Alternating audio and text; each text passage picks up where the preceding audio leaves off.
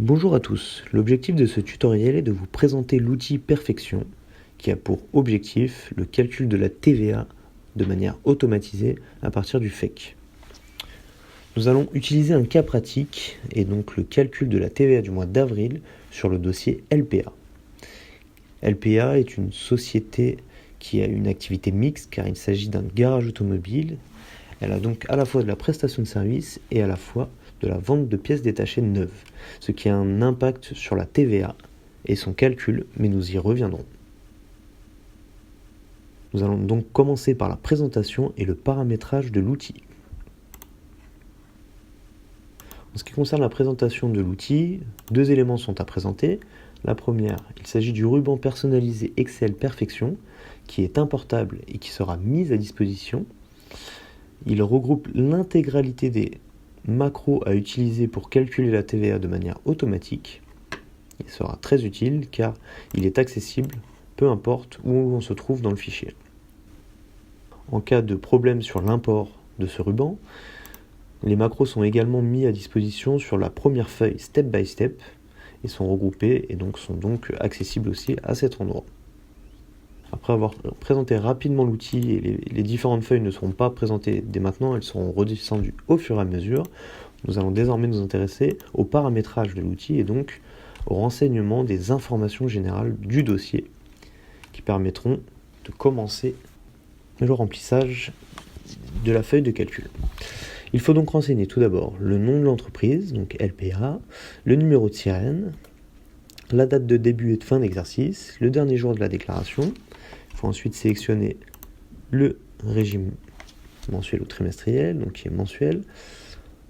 Il est très important d'indiquer les journaux mouvementés dans le FEC au niveau des à nouveau des OD de TVA et de vente. Également un élément important, il s'agit des préfixes des comptes clients et fournisseurs qu'il faut bien renseigner, qui permettent de reconstituer les balances auxiliaires. Et enfin, le chiffre d'affaires N-1, donc la quote-part du chiffre d'affaires prestation et vente sera reconstitué et sera très utile dans le cas d'une activité mixte. Grâce à ces différentes informations, le nom du fichier FEC est reconstitué et il permettra de télécharger automatiquement le FEC sous condition qu'il soit enregistré dans le même répertoire que l'outil Excel Perfection. Après s'être intéressé à la présentation et au paramétrage de l'outil, nous allons désormais nous intéresser à l'import et au retraitement du fichier FEC.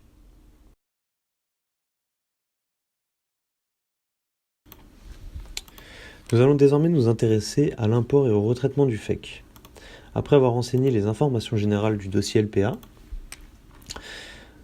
il suffit ensuite d'importer le FEC. Donc pour ce faire, deux méthodes s'offrent à nous. La première en passant par le ruban personnalisé et en cliquant sur la step 1, et la deuxième dans la feuille step by step en cliquant également sur la macro. Nous allons commencer par utiliser le ruban Excel. Donc on peut voir que la feuille sur l'import du FEC est bien vierge. Donc on va importer le FEC. Voilà qui est fait. En l'état, le FEC n'est pas exploitable. Tous les champs sont dans une seule colonne, donc il va falloir séparer les champs et faire un champ par colonne.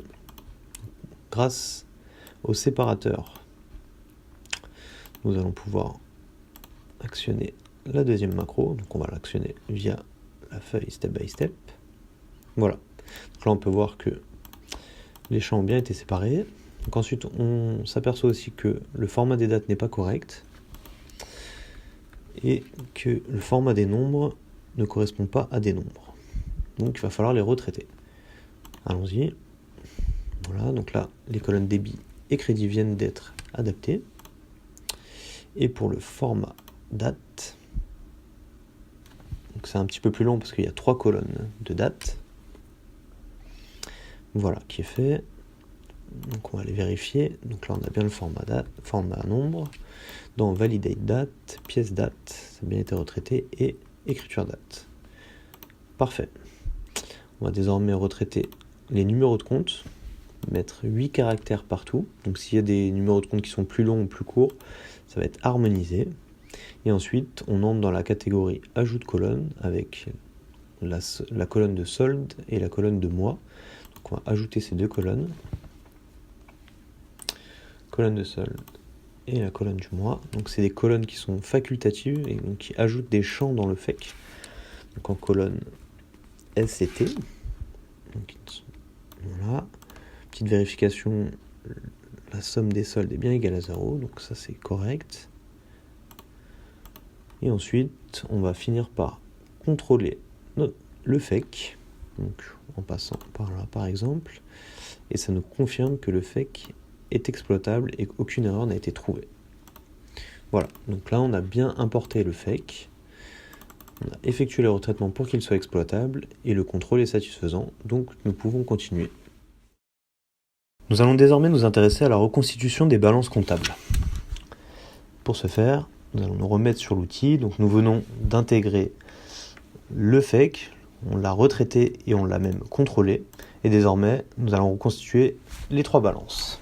Pour ce faire, il suffit, comme pour les autres étapes, donc il y a toujours 2 méthodes pour lancer les 3 macros, donc balance générale, client, fournisseur, soit passer par l'onglet personnalisé perfection, soit en allant dans la feuille step by step. Alors ce qui est pratique avec cette feuille step by step, c'est que les macros qui ont été lancés sont bleutés, et donc du coup on sait où on en est dans le déroulement de la macro. Et si par hasard on lançait une macro qui avait déjà été lancée, on a un petit message qui s'affiche et qui nous annonce que la macro a déjà été exécutée. Donc les 3 balances seront insérées dans les 3 feuilles suivantes, qui sont bien vierges. Donc on va commencer par la balance générale, donc qui est générée à partir du FEC. Voilà, donc elle a bien été reconstituée. Maintenant il faut s'assurer qu'elle est bien équilibrée, donc ce qui est bien le cas ici. Ensuite, la balance client, même procédure. Donc il faut désormais s'assurer que le 411 cadre bien avec les comptes auxiliaires. Donc là, on a un solde de 82 565,98 et le même solde dans le compte 411 qui vient être reconstitué avec la balance générale. Donc l'import client est OK. Même procédure pour le compte fournisseur.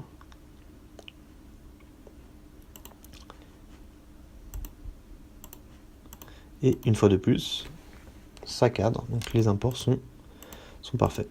Ces 3 imports sont primordiaux pour le calcul de la TVA et pour la collectée et la déductible, et nous les verrons par la suite.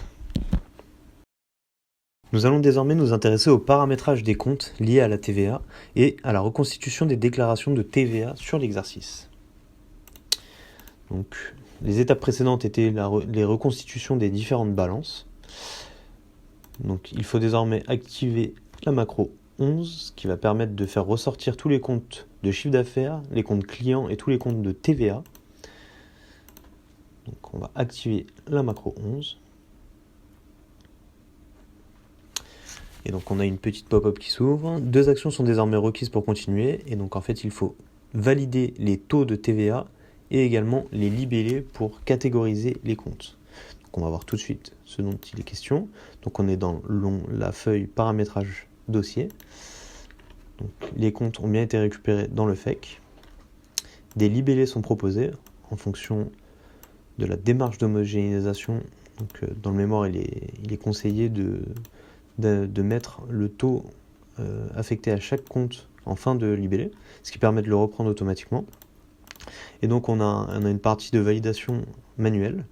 Donc si le taux est bien repris, il faut mettre OK. Si jamais dans le compte il n'y avait pas eu le taux, il aurait fallu mettre corriger et renseigner le taux ici.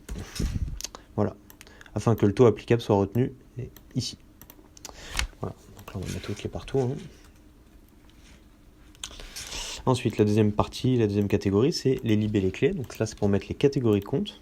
Donc là, on a le choix entre les comptes de TVA, les comptes de chiffre d'affaires et clients. Donc, en ce qui concerne les clients, c'est fait. Donc là, on n'a que du bien service. Et on a 4 comptes de TVA collectés. Donc ça permet de catégoriser et de regrouper les comptes par famille. Ça sera très utile. Et ça va en fait insérer des colonnes dans le FEC. Ce qui permettra d'automatiser une partie du calcul. Une prestation et la partie vente. Donc, pour rappel, LPA est un dossier mixte, avec une activité mixte, c'est-à-dire qu'il y a de la prestation et de la vente, donc c'est un garage automobile. Alors il y a aussi une catégorie PCA qui est prévue, mais bon là il n'y a pas de compte de PCA qui sont remontés, donc c'est pas nécessaire de remplir. Et une fois qu'on a bien validé tous les taux applicables, voilà. Une fois qu'on a bien validé tous les taux applicables et les libellés clés, nous pouvons valider les taux et les libellés à travers la step 11 bis.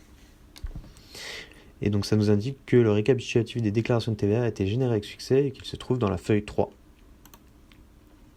Voilà. Donc, si on se met sur la feuille 3, effectivement, les 3 premières déclarations de l'année, donc pour rappel, nous sommes à fin avril, donc avant la déclaration du mois d'avril. Donc on a le récap de la TVA collectée, TVA déductible et la TVA payée qui a été déclarée sur les mois précédents.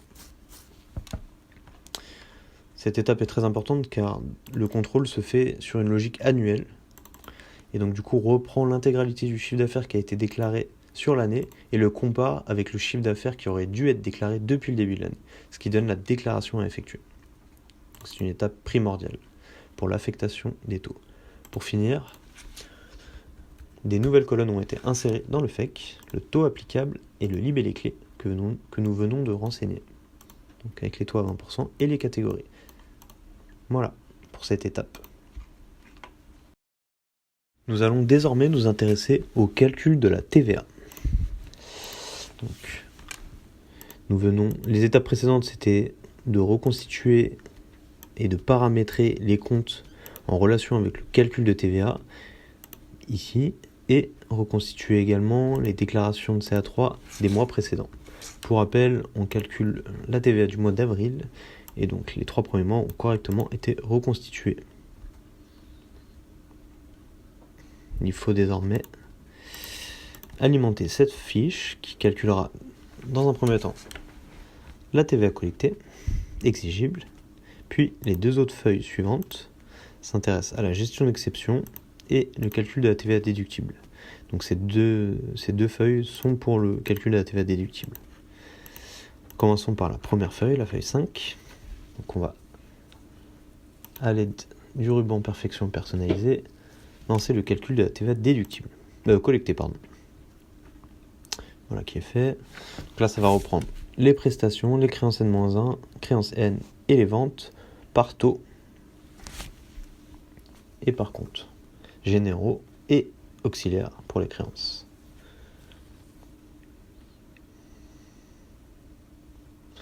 Voilà qui est fait.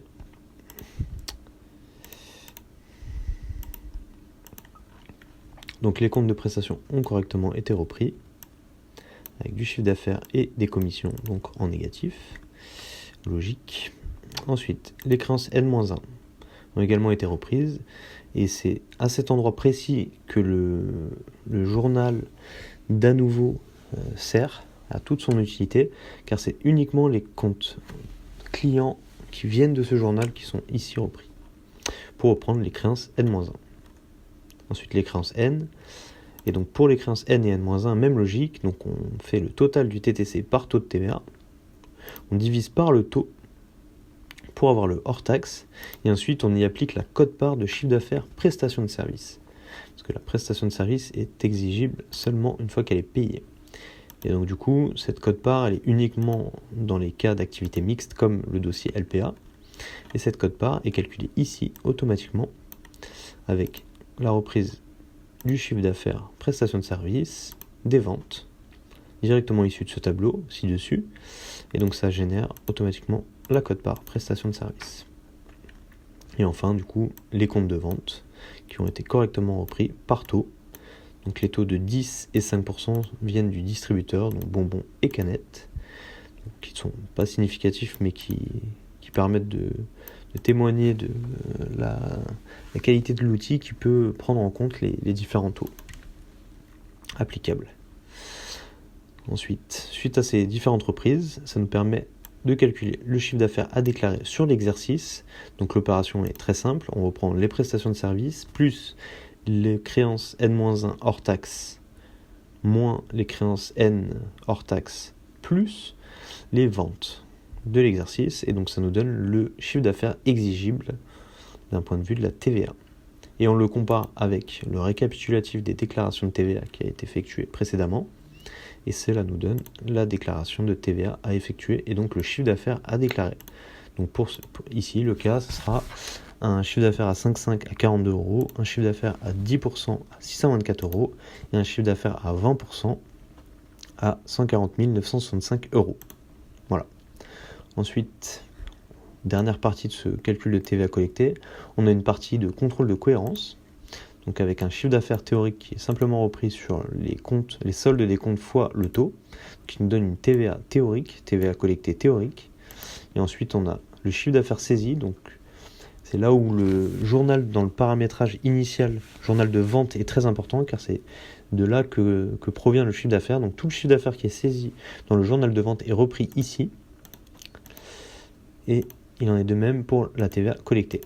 Et donc en fait, ça compare ce qui est saisi avec le solde des comptes et ça nous donne les écarts potentiels. Et donc ici, on voit bien, on n'a pas d'écart, sauf sur le 20%. Et donc sur le 20%, on a 600 € d'écart sur le hors-taxe, et 600 fois 0,2 est bien égal à 120, donc l'écart semble cohérent pour les deux parties. Donc ça provient sûrement d'une FAE, on va aller le vérifier tout de suite. L'avantage des FEC est qu'on peut aller rapidement faire des filtres et chercher d'où ça peut provenir. Donc là, on va aller chercher si c'est pas une FAE. Et justement, il y a une FAE à 720 €. Donc c'était bien les 600 plus 120 €. Donc notre écart est bien reconstitué. Donc c'est bien à cause de la FAE qui n'est pas mouvementée dans le journal de vente. Et donc l'annulation de la FAE et donc qui vient augmenter le chiffre d'affaires saisi. Voilà. Donc pas d'écart sur la saisie. Le contrôle de TVA collecté est terminé. Nous avons bien notre TVA collectée exigible. Intéressons-nous désormais à la gestion des exceptions. Donc ça, c'est pour deux éléments clés.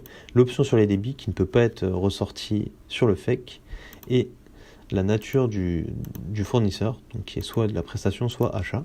Et donc là, cette partie requiert de la part de l'utilisateur une validation et un remplissage en partie manuelle.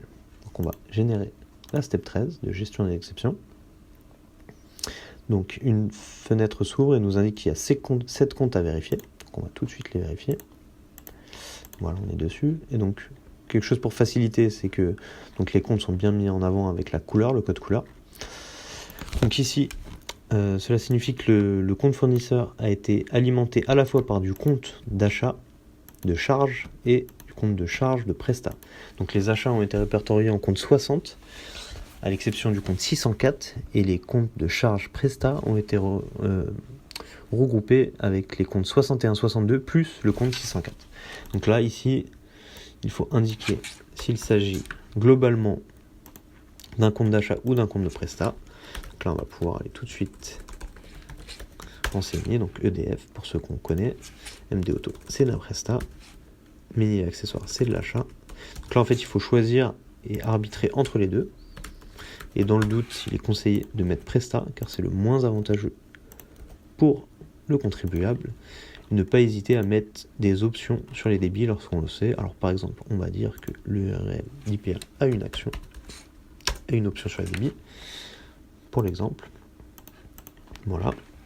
Donc voilà. Une fois qu'on a renseigné à la fois les fournisseurs avec l'option sur les débits et à la fois le type de charge qui est présent dans ces comptes fournisseurs, nous allons pouvoir lancer la dernière macro du calcul pour la TVA déductible qui va remplir cette feuille. Donc voilà, donc la feuille a été actualisée. Donc en haut de cette feuille, les soldes des comptes de TVA ont été repris avec la balance.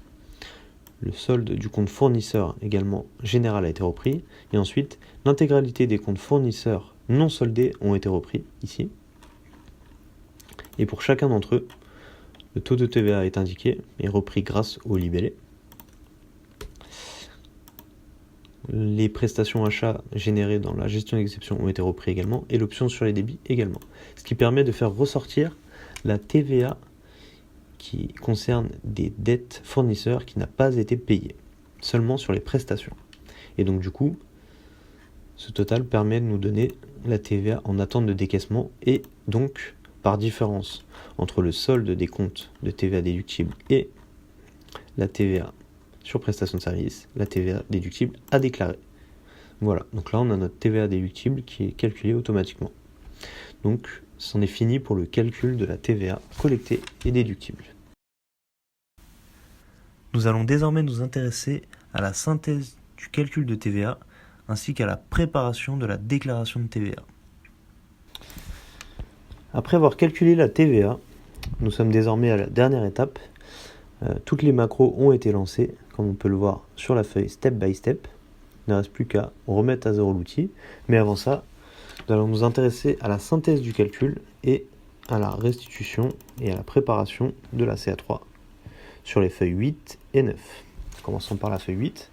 Donc c'est un simple rappel de la TVA collectée et de la TVA déductible, et donc du calcul de la TVA à payer. Donc pour rappel, la TVA collectée a été reprise de cette zone, ce qui donne donc le chiffre d'affaires fois le taux, qui est recalculé. Donc ça nous donne le chiffre d'affaires total, la TVA collectée totale, donc TVA sur les mots, il n'y en avait pas, TVA sur biens et services, donc c'est le montant à déduire ce mois-ci qui est repris, pas de crédit de TVA le mois précédent, et donc ce qui nous donne la TVA à payer. Voilà pour la synthèse du calcul. Et enfin, le remplissage de la CA3 donc, qui est effectué, donc, avec le chiffre d'affaires total qui est repris, le chiffre d'affaires par taux qui est repris également, et la TVA collectée qui est calculée. Ensuite, la TVA déductible, et pour finir, la TVA payée de 10 953, qui correspond bien. Donc, le calcul est désormais terminé. Il reste à télédéclarer la déclaration, comptabiliser l'OT et bien enregistrer une copie de ce fichier pour archive. Merci d'avoir suivi ce tutoriel et à bientôt.